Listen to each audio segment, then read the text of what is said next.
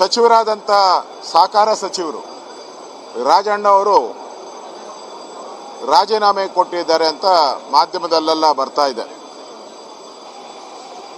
ಈಗಾಗಲೇ ಅವರಿಗೆ ಹಾಸನ ಇನ್ಚಾರ್ಜು ಕೂಡ ಕೊಕ್ಕಾಗಿದೆ ಒಂದು ವಾರದಿಂದ.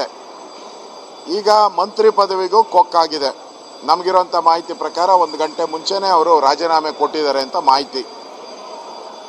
ಇಲ್ಲಿ ನಾನು ಅಕ್ಟೋಬರಲ್ಲಿ ಒಂದು ಕ್ರಾಂತಿ ಆಗುತ್ತೆ ಅಂತ ನಾನು ಹೇಳ್ತಾ ಇದ್ದೆ. ಈಗ ಕ್ರಾಂತಿ ಆಗುವಂಥ ಎಲ್ಲ ಲಕ್ಷಣಗಳು ಕಾಣ್ತಾ ಇದೆ. ಒಂದೊಂದೇ ವಿಕೆಟು ಸಿದ್ದರಾಮಯ್ಯನವರ ಕಡೆಯ ಒಂದೊಂದೇ ವಿಕೆಟು ಬೀಳ್ತಾ ಇದೆ. DK ಶಿವಕುಮಾರ್ ಇನ್ನಷ್ಟು ಬಲಾಢ್ಯ ಆಗ್ತಾ ಇದ್ದಾರೆ. ಹಿಂದುಳಿದ ವರ್ಗಗಳ ವರದಿ ಏನಿತ್ತು ಅದನ್ನು DK ರದ್ದು ಮಾಡಿಸಿದ್ರು. ಅಲ್ಲಿ ಸಿದ್ದರಾಮಯ್ಯನಿಗೆ ಸೋಲು. ಪ್ರತಿದಿನ ಸಿದ್ದರಾಮಯ್ಯನವರ ಪರವಾಗಿ KN ರಾಜಣ್ಣ ಬ್ಯಾಟಿಂಗ್ ಮಾಡ್ತಾಯಿದ್ರು, ಧೈರ್ಯವಾಗಿ ಮಾತಾಡ್ತಾಯಿದ್ರು.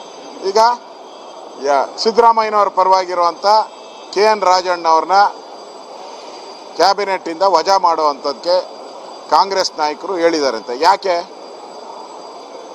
ರಾಹುಲ್ ಗಾಂಧಿ ಅವರು ದಿನನಿತ್ಯ ಅಂಬೇಡ್ಕರ್ ಸಂವಿಧಾನ ಹಿಡ್ಕೊಂಡು ಹೋಗ್ತಾ ಇದ್ದಾರೆ.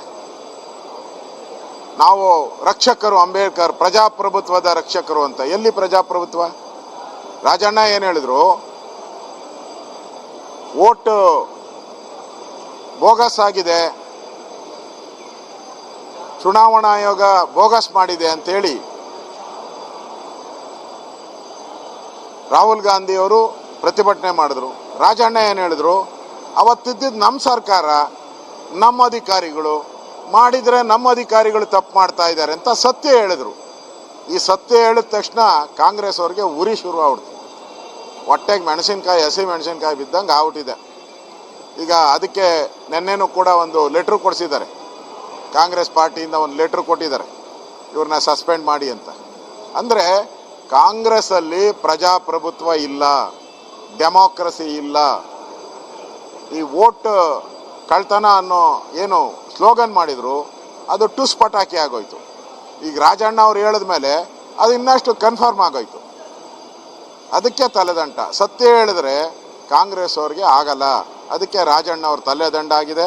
ರಾಜಣ್ಣ ಅವರು ಒಬ್ಬ ST ಕುಟುಂಬ, ವಾಲ್ಮೀಕಿ ಜನಾಂಗದಿಂದ ಬಂದಂಥವ್ರು.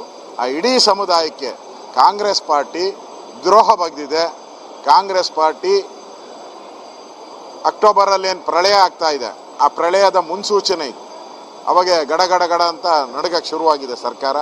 ಈ ಸರ್ಕಾರ ತೊಲಗಲಿ ಅಂತ ಜನನೂ ಕಾಯ್ತಾ ಇದೆ. ಸಚಿವರಾಗಿರ್ತಕ್ಕಂಥ ರಾಜಣ್ಣ ಅವರು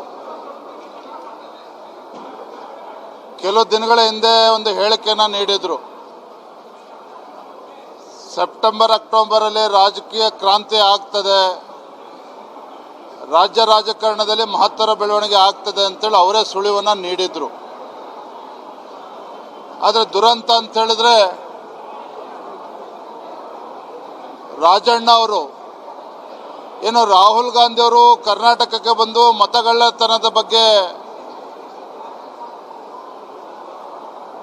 ನಾಟಕ ಮಾಡಿ ಹೋಗಿದ್ರು, ಹೋರಾಟ ಮಾಡಿ ಹೋಗಿದ್ರು. ಕೇಂದ್ರ ಚುನಾವಣಾ ಆಯೋಗದ ಬಗ್ಗೆ ಗೂಬೆ ಕೂರಿಸುವಂಥ ಕುತಂತ್ರವನ್ನೇನು ಕಾಂಗ್ರೆಸ್ ಪಕ್ಷ ಮಾಡಿತ್ತು, ಅದಕ್ಕೆ ಪ್ರತ್ಯುತ್ತರವಾಗಿ ರಾಜಣ್ಣ ಅವರು ಬಹಿರಂಗವಾಗಿ ಹೇಳಿಕೆಯನ್ನು ನೀಡಿದರು. ತಮ್ಮ ಸರ್ಕಾರದ ಅವಧಿಯಲ್ಲೇ ಇವೆಲ್ಲವೂ ಕೂಡ ಮತ ಪರಿಷ್ಕರಣೆ ಆಗಿರ್ತಕ್ಕಂಥದ್ದು. ಹಾಗಾಗಿ ತಮ್ಮ ಸರ್ಕಾರ, ಕಾಂಗ್ರೆಸ್ ಸರ್ಕಾರ ಇದ್ದಾಗಲೇ ಇವೆಲ್ಲ ಅನಾಹುತಗಳು ನಡೆದಿತ್ತು ಅಂತೇಳಿ ನೇರವಾಗಿ ಹೇಳಿಕೆಯನ್ನು ನೀಡಿದರು. ಬಹುಶಃ ಕಾಂಗ್ರೆಸ್ ಪಕ್ಷದವ್ರಿಗೆ, ರಾಹುಲ್ ಗಾಂಧಿ ಅವರಿಗೆ ಸತ್ಯವನ್ನು ಅರಗಿಸ್ಕೊಳ್ಳೋದಕ್ಕೆ ಕಷ್ಟ ಆಗ್ತದೆ. ಕನ್ನಡದಲ್ಲಿ ಒಂದು ಗಾದೆ ಇದೆ, ಇದ್ದಿದ್ದಂಗೆ ಹೇಳಿದ್ರೆ ಎದ್ದು ಬಂದು ಎದೆ ಹೋದ್ರು ಅಂತೇಳಿ. ಇವತ್ತು ಕಾಂಗ್ರೆಸ್ ಪಕ್ಷಕ್ಕೆ, ರಾಹುಲ್ ಗಾಂಧಿ ಅವರಿಗೆ ಸತ್ಯವನ್ನು ಕೇಳ್ತಕ್ಕಂಥ ಎದೆಗಾರಿಕೆ ಅವ್ರಿಗಿಲ್ಲ. ಬರೀ ಸುಳ್ಳನ್ನೇ ಹೇಳ್ಕೊಂಡು ಹೋಗ್ತಕ್ಕಂಥವ್ರು. ಈಗ ರಾಜಣ್ಣ ಅವರು ಸತ್ಯ ಬಹಿರಂಗಪಡಿಸಿದ್ದಾರೆ ಅನ್ನುವ ಕಾರಣಕ್ಕೆ ಅವರ ರಾಜೀನಾಮೆಯನ್ನು ಪಡೆಯುತ್ತಿದ್ದಾರೆ ಸಿದ್ದರಾಮಯ್ಯನವರು ಅನ್ನುವ ವಿಚಾರ ಚರ್ಚೆ ಆಗ್ತಾ ಇದೆ. ನೋಡೋಣ, ನಾವು ಕೂಡ ಸದನದಲ್ಲಿ ಇದ್ರ ಬಗ್ಗೆ ಚರ್ಚೆನ ಮಾಡ್ತೇವೆ.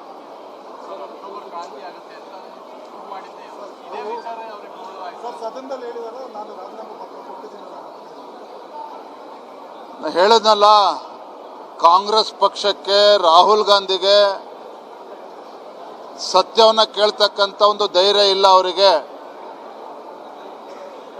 ರಾಜಣ್ಣ ಅವರು ತಮ್ಮ ಸರ್ಕಾರ ಇದ್ದಾಗಲೇ ಇವೆಲ್ಲವೂ ಕೂಡ ಮತ ಪರಿಷ್ಕರಣೆ ಆಗಿರ್ತಕ್ಕಂಥದ್ದು, ವೋಟರ್ ಲೀಟರ್ ಸೇರಿಸೋದು, ಡಿಲೀಷನ್ನು ಅಡಿಷನ್ ಎಲ್ಲವೂ ಕೂಡ ಅವ್ರ ಸರ್ಕಾರ ಅವಧಿಯಲ್ಲೇ ಆಗಿರುವಂಥದ್ದು. ಆಗ ತಪ್ಪೆಸಗಿರ್ತಕ್ಕಂಥದ್ದು ತಮ್ಮ ಸರ್ಕಾರವೇ ಅನ್ನೋದನ್ನು ಬಹಿರಂಗವಾಗಿ ಹೇಳಿದ್ದಾರೆ.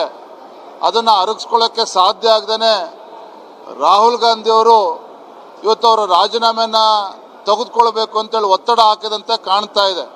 ಹಾಗಾಗಿ ಮುಖ್ಯಮಂತ್ರಿಗಳು ರಾಜೀನಾಮೆನ ಕೇಳಿರ್ತಾರೆ, ಅದಕ್ಕೆ ಅವ್ರು ರಾಜೀನಾಮೆ ಕೊಟ್ಟಿರ್ತಾರೆ.